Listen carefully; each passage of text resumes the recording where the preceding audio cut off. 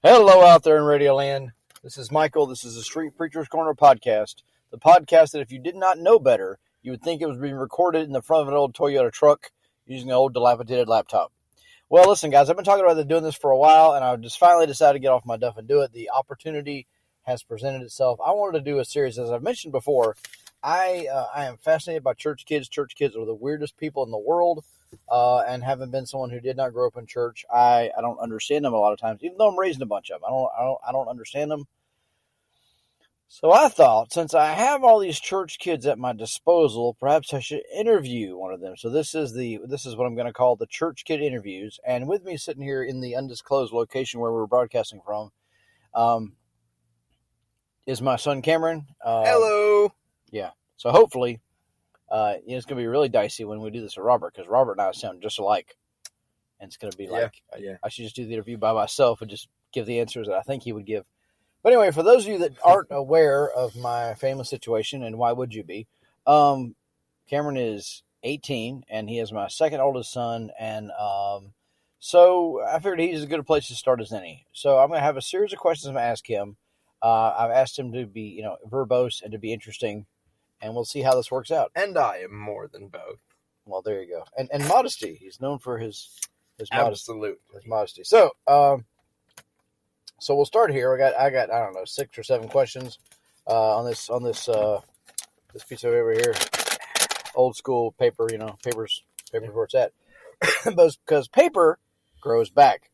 Anyway, so Cameron, you have been in church your whole life. In fact, prior to your whole life, you've been in church as a fetus. So having been in church your whole life, what makes a good church?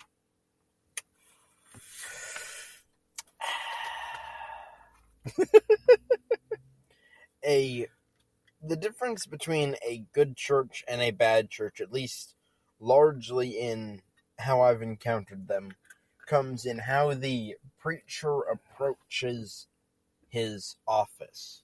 If you have a good preacher, you will, as a consequence of that, have a good church. If you have a bad preacher, you will, as a consequence of that, have a bad church.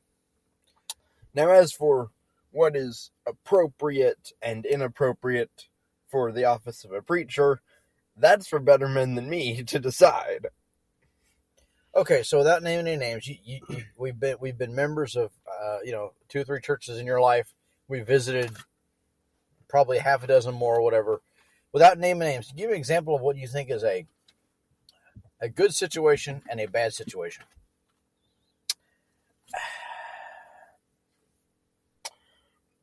My textbook definition would be the difference between the approach of the pastor is the man of God and always right, and the more reasonable one where you can follow behind him, ask him questions, cross-reference him with the Bible, and he will engage in logical, reasonable discussion of the subject matter with you. So would you say that attitude bleeds into the rest of the congregation? Yes, absolutely. And so what sort of church do you think that produces?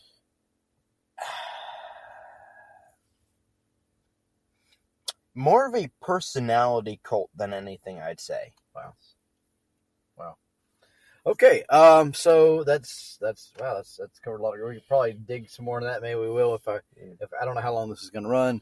We'll see how it goes. So, what is, in your opinion, the best thing about being a church kid? It offers you an opportunity to not only grow up listening to the Bible, but grow up listening to the stories of people who have been in the absolute darkness and depravity of the world that is fallen. And you can take those, and if you're smart, you will take that knowledge and their experiences so that you don't have to experience it. Okay, so the other side of that question is, what is the worst thing about being a church kid? Other church kids. Oh, I boy. don't even have to think about that. Okay. So, what is the one thing? This is going way faster than I thought it would. We have to think of something funny to say. Or, what is the one thing you wish people understood about church kids? Because I have been very open in my. Let me just, and I've talked about this some other times in this little podcast thingy, how what I see with church kids, I see they have struggles. I mean, everybody's got struggles, but the church kids have a couple of rather peculiar struggles. One of the things I've seen church kids struggle with is not knowing that they're saved, and it's, I don't want to say it's easier for somebody like me. Well, how old were you when you got saved? Honestly, at this point, I don't remember. If you don't remember, it don't count. I read that someplace. The one You're not supposed to hit me while we're doing this. The one thing I remember about it is we were on a road trip, and we stopped in by this little church with about 10 to 12 people in it on the side of the road in the middle of a stretch of about 300 miles of nothingness. And that's where I got saved. I don't remember the name. I don't remember the date. I don't remember how old I was. But I remember that there was a little church on the side of the road, surrounded by just a couple houses. Huh. Well, I got nothing. Okay, so but you understand that a lot of church kids, because they've heard it all their life, and there's no clear line of demarcation between one life and the other, that they have a hard time, and so you'll see there's no distinction, there's no significant change, because they've always done as best as they can to obey the Bible under their parents' hands. Right. So then, and I don't know how to help people with that, other than then I don't know. It's always been a thing for me to watch that happen. I've watched there'll be revival meetings or whatever else, and these church kids will go forward and get saved, quote unquote, get saved over and over and over again, because they don't have that clear demarcation. But then the other side of that is you don't want, hey, I'm gonna go out and live a life of debauchery, and then when I get saved, it'll be a clear line of demarcation, and I'll have this really flashy testimony, because that's just nonsense. I mean, there's no guarantee that would work. I'll tell you the weirdest thing, one of the weirdest church kid stories I've ever heard is Ken Cermak. So Ken Cermak, and I don't know if he listens to this. I don't think he does. I don't think they have the internet in Papua New Guinea or wherever he's at. But he was lost, and he knew he was lost, and he was doing all the church kid stuff, knowing he didn't believe a lick of it, because when he did those things, his parents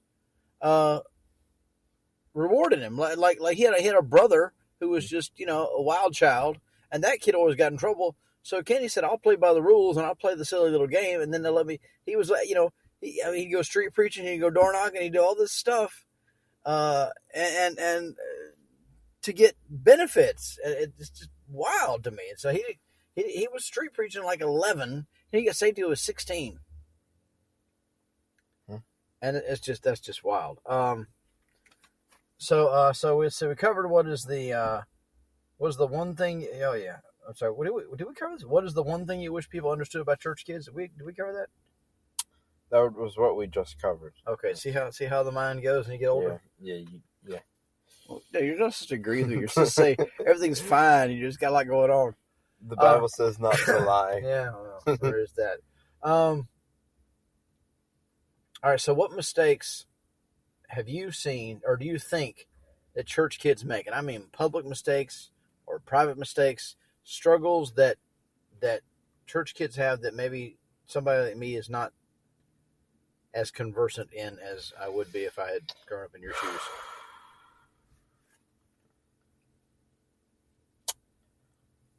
Let me see the paper. What does that say? If you can read my handwriting, it's written in cursive, and I know you're a. I can absolutely read cursive. Okay. We'll fix to find out if you can read cursive. Yeah. Homeschooled.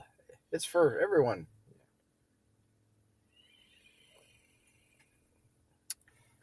Yes, this is what works very well on the podcast is when there's lots of dead air while we read pieces of paper. Yeah. Okay. So Silence. That's what makes a good podcast. Silence. obviously, Long, awkward pauses. All right. Man, I don't have an answer for good this thing we're not question. Good thing we're not recording this in a Walmart parking lot or something where people are walking Yeah. around looking at us through the windshield while we're doing this. So what mistake? So okay. So I think I'll tell you what I think. What my answer to this question would be, as some guy who's not a church kid, the mistakes that I've seen church kids make is well. Okay, so Mike Easter famously said, and I think it's a profound quote. He said, "We must look up to the truth, even if we cannot live up to the truth." And so, I think when church kids see that their parents are people with all the shortcomings and hypocrisies, and that doesn't mean that shortcomings are good and hypocrisy is okay, but it's there. When they see that, and they and I don't know, I don't think I've ever put on a show like, oh, well, I'm one way at church and I'm a different way at the house. Although there's things you don't discuss at church that you just got, you know what I'm saying? It's not the same place. But I don't think I've ever portrayed as, oh, here we've got it all together when we don't. A lot of times we don't. And so I don't think, but I think some people do that. I think some people are. They want to live. They want to look up to the truth. Or I don't know. Not maybe it's that. Maybe it's just I want people to think I'm more spiritual than I am. So I'm going to put on a show, and then when we go home, my kids are going to see that I'm a chucklehead. Well, you already know your dad's a chucklehead, so we just skip right past that part. I can think of some examples of this. Like what? Not naming any names. Just so you know of adults in church that you think are. I know of people who do this sort of thing. Okay. So they're one way at church, another way outside of church. Yes, 100%. Now, do you think it's just natural human shortcomings, or is this like they're putting on an act in one place? It's definitely them putting on an act. Really? So give me an example of something you've seen without naming names. I'm not sure it's possible. You're not sure it's possible to give to give an example without naming names. It's a very small circle. But nobody that knows you, unless you put this out, well, that's not true. Yeah. There's some people that know you that will hear this. Yeah. I think of a couple, 3 people that know you that would. Yeah, I'm not jumping into that snake pit. So, okay, well, I think that church kids have a real problem with bitterness, and maybe it's deserved or maybe it's not. Maybe it's earned or maybe it's not, because they see hypocrisy in the lives of their parents or in the lives of whatever. And sometimes church kids are really exposed to the darkest side of church life. Yeah. I mean, they see all the nonsense that goes on, and that does, it is what it is. So I think that is I think a lot of kids struggle with that. I think they struggle with knowing whether or not they're saved, and then they struggle with what they see as a great disconnect between what is said and what is lived. And that's a fair thing to have to take issue with. I mean, that's not something you can gloss over. But I do think it is important that kids in general realize that their parents are just people. Ashlyn Potter said something when she was on Jeremy's podcast thingy.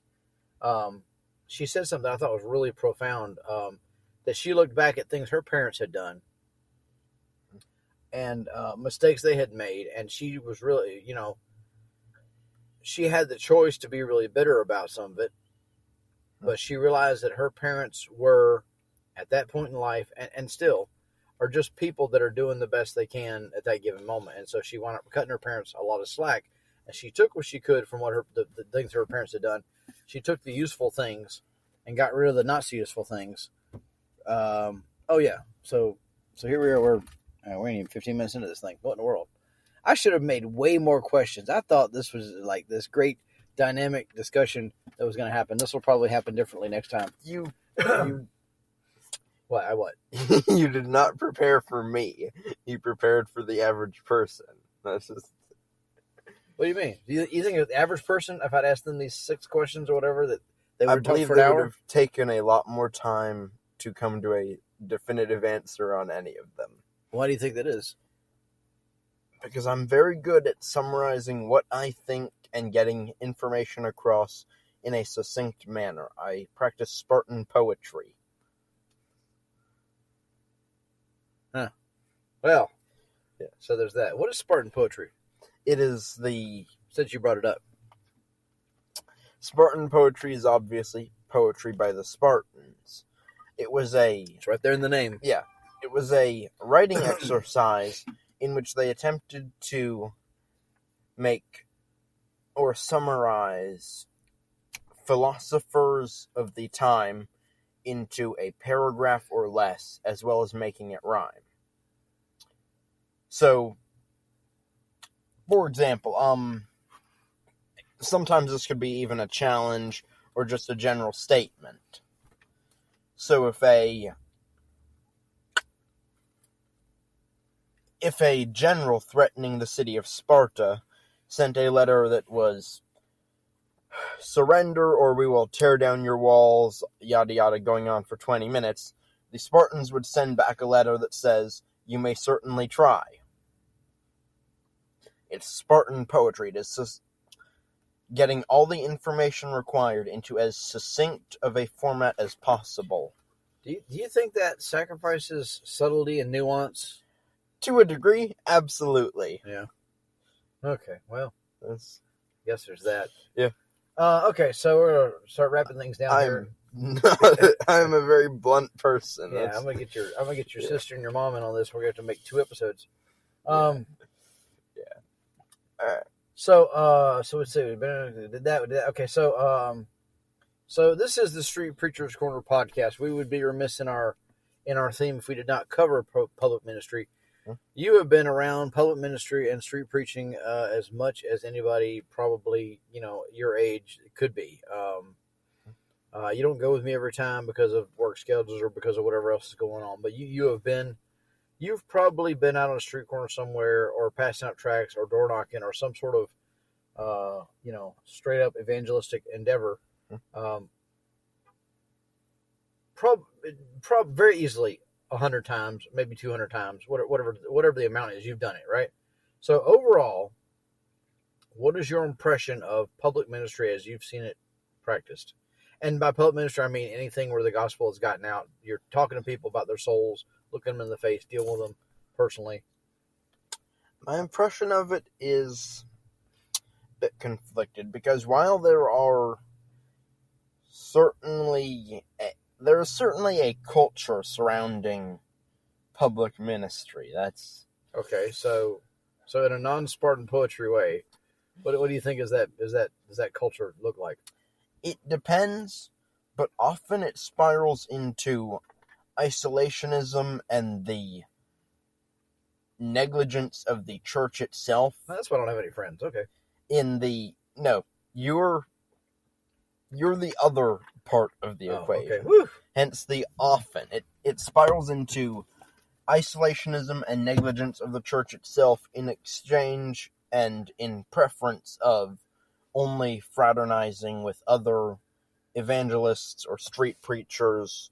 Yeah, that does happen. Such. That does happen. It's a very prevalent thing, and if you can get out of it, you usually are quite a dynamic figure in the Christian scene, but a lot of people have a hard time escaping that sort of trap.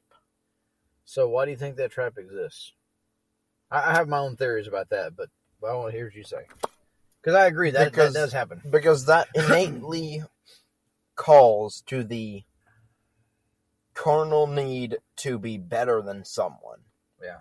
So if you can take what you're doing and say that makes you more spiritual than someone else, you will by human nature do that unless you keep yourself in check. Wow. Okay, so that's the one side where you're the weirdo that you're the weirdo. Well, this is so we talked when the first time we did this podcast. First time I say we. I don't know why I say we. I mean now it's we, but I say we, and I'm the only person there, and I don't know what that is. You're talking to the people in Radio Land. Yeah, they're huddled around their little Victrola radio sets, waiting for the FDR to give a speech about the new monetary policy. No, what I'm saying, what was I saying? The other side of the coin. Yeah. So when I first did the first one I did was on public ministry because it was something I could talk about without any notes, and so one of the things I talked about is how street preachers will become almost anti-church, which is really weird because you'd think church would be something they'd be really into. But some of them, they get, what's a nice way to say this? They get their head up their butt. That's probably a nice way to say it. They get their head up their butt about their ministry, and they feel like they're the only ones doing anything. And so then, of course, no one's as cool as them. No one's as brave as them. No one's as spiritual as them. Yeah. But then they also do that to other street preachers, right? So there are some guys that think I'm a flat out coward. Yeah, I know. I know because I'm not, going to jail every time I go out. I've had guys tell me that I'm soft on sin, and I'm just this little, milquetoast preacher, and I don't really let her rip. And I literally was told to leave a place because I was anyway. So so okay, so that's one side of it. The isolationism that leads to carnality. That leads to a guy who says he's all about the Lord and all about the gospel, but he doesn't have much patience or use for other Christians, which is, really ironic. So what's the other side of that? That's the one side. What's the other side? The other side I find is the person who often winds up laboring in solitude, not by their own choice, but because not a lot of other people are at that level yet where they are bold enough to go out on the streets. It's the difference between an imagined plight and a real one. What do you mean?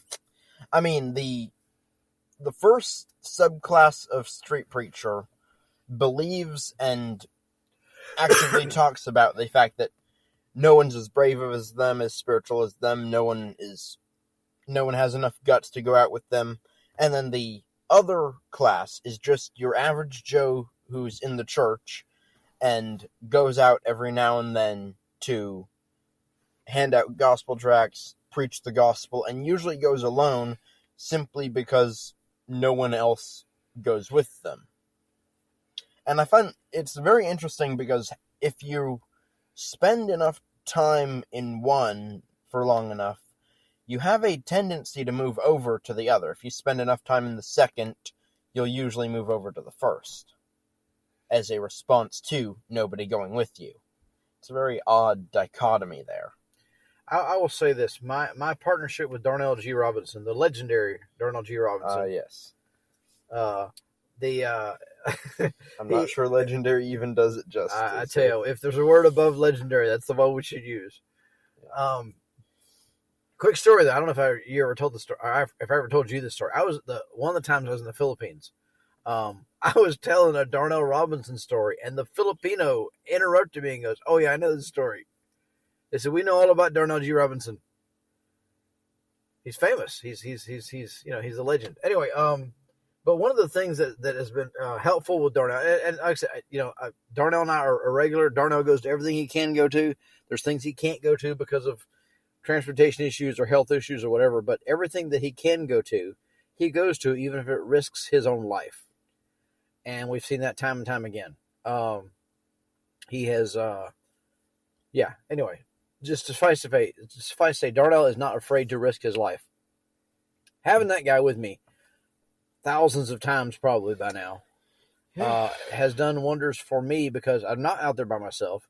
And there's been times where I've wanted to maybe handle things a little bit differently because I'm retarded or something. And then I have to stop and think, man, if I get put in this police car, who's going to take Darnell home? Yeah. And when I present this to Darnell, he says, well, then I'm going to jail with you. Yeah. But yeah, so I think I've been spared. I think a couple things happened with me. I think I was taught very well. I think I've had a handful of really influential guys, and because I went and preached with all the jerks that don't go to church any place, and I've done all that, all that stuff, and so I was able to look at that stuff and say, okay, that's not the way. That's not the way you want to do it. I mean, Paul had this. The Apostle Paul had this entire network, for lack of a better word, of other Christians that fulfilled different parts, and he never presented as I'm above these guys or I'm more than these guys, I'm greater than these guys. Even though he was getting direct revelation from God and all the other stuff that was going on with him. So there's two. So in your mind, there's two extremes in the public ministry world, and one is better than the other. Okay, I can live with that. So if you were to look back at all the ministry meetings you've been around, public ministry meetings you've been around and been part of, is there one that really sticks out in your mind as being memorable or amazing, or what in the world was that all about? Or because my problem is I've got hundreds of stories, some of which are even true, and so when I start telling stories, it makes me think of other stories. It makes me think that another time there was that thing of that one guy, and then that sort of thing. So what sticks out in your mind?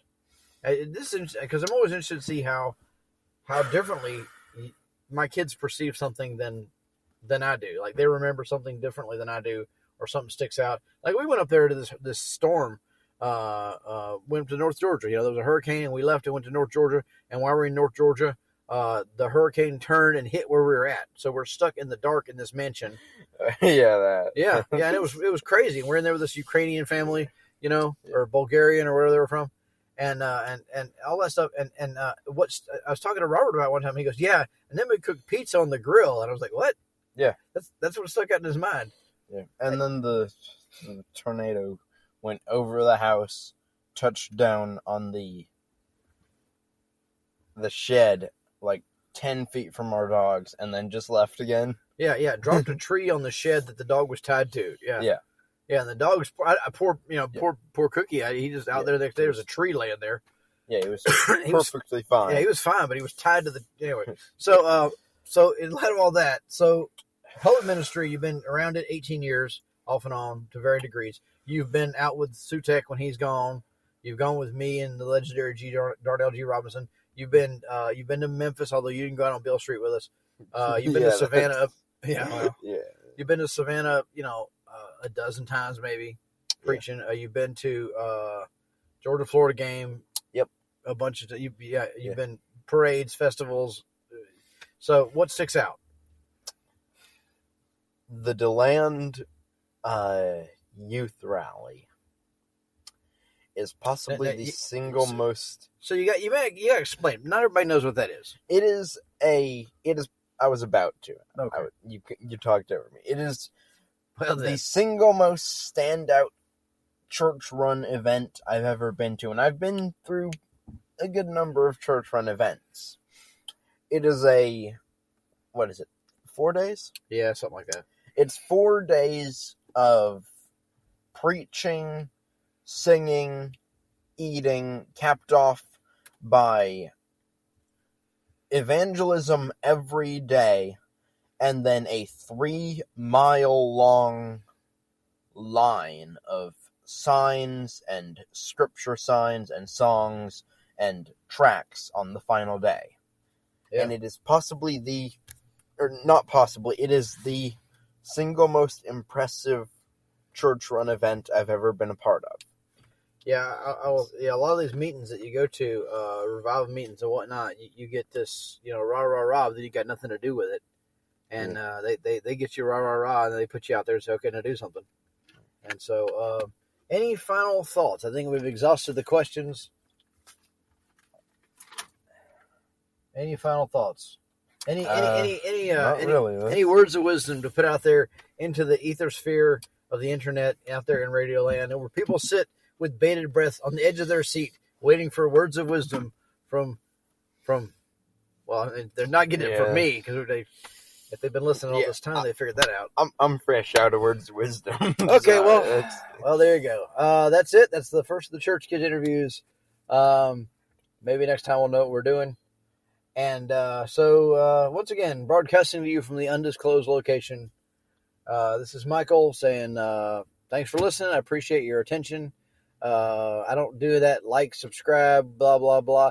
I'd never ask anybody to subscribe because I can't even believe anyone's listening, let alone, would go to conscious effort to subscribe to something where they would be notified of future events. So we're not going to do that. And, this broadcast is not brought to you by MyPillow because MyPillow is at the house and I plan on sleeping on it tonight. I'm not going to try to sell you any Scottish land deals. There's a great number of things we don't do here on the Street Preachers podcast. Yeah. But I'll say this. This is Mike signing off. And as always, I will see you on the other side. All right. Bye.